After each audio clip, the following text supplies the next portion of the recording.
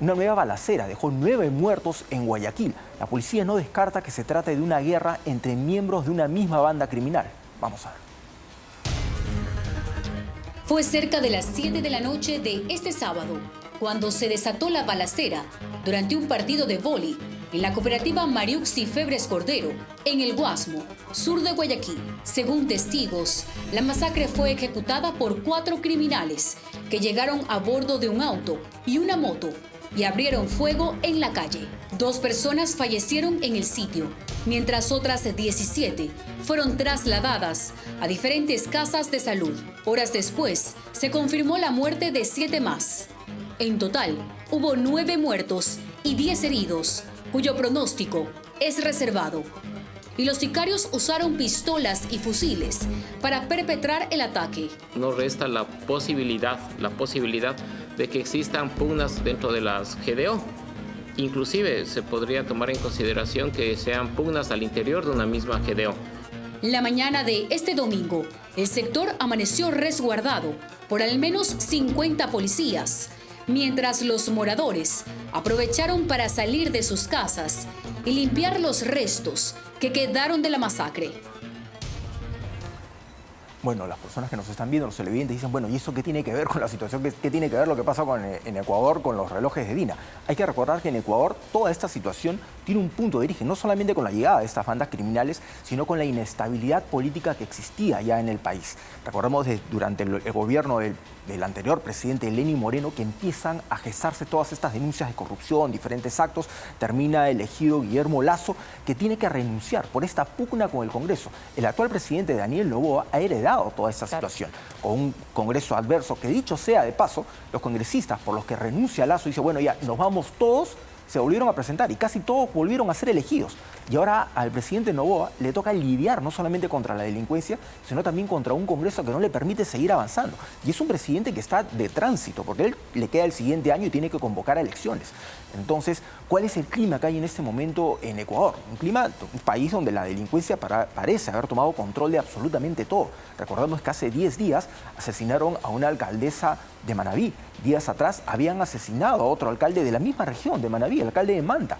Y es una situación sumamente compleja. Esta balacera ocurre el fin de semana, donde un grupo de sujetos abre fuego contra un grupo de gente que estaba jugando vóley en la calle y han matado a 9 personas, han dejado heridos a más de 10. Lo que la policía no sabe si se trata de una guerra entre bandas criminales por el control de esta zona o si es una pugna dentro de una misma organización criminal que ya se han separado y empiezan a atacarse entre ellos.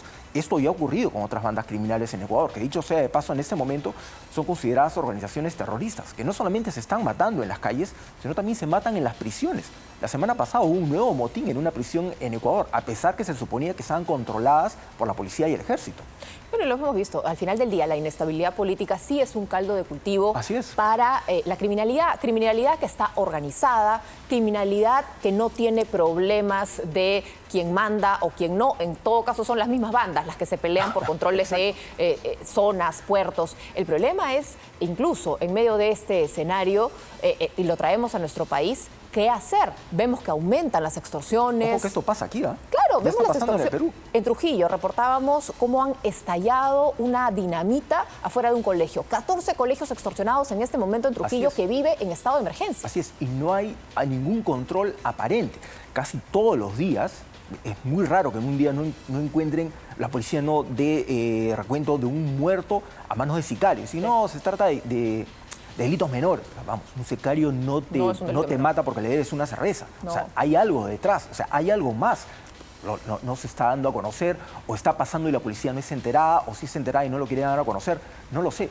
Pero que todos los días tengas este tipo de hechos, denuncias de pequeños comerciantes que son extorsionados, de los prestamistas de gota a gota, que están en casi todos los distritos de Lima, que como estamos viendo en Trujillo, o sea, no se salen ni siquiera a los colegios. No se salen a los colegios y esa es una situación preocupante, dramática y no hay una respuesta, porque sí, la crisis política distrae de atender cosas importantes, pero por otro lado, también a veces las autoridades encargadas de atender esos problemas no son las ideales, no por gusto, se está hablando ahora de la renuncia del ministro del Interior. Así es. Después que ayer en una entrevista él se felicitaba por su trabajo. Entonces, ¿cómo realmente se puedes felicitar cuando hasta dentro del mismo Ministerio del Interior entraron a robarte? Así es, así es. Y de hecho, o sea, encuestas acerca de los climas de inseguridad en el Perú te señalan que entre un 95 y 98% de los peruanos se sienten inseguros.